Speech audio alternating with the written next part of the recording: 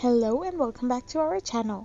So today in this video we will be learning about how you can create a group chat in WeChat account. So without wasting much of our time, let's get straight into the video.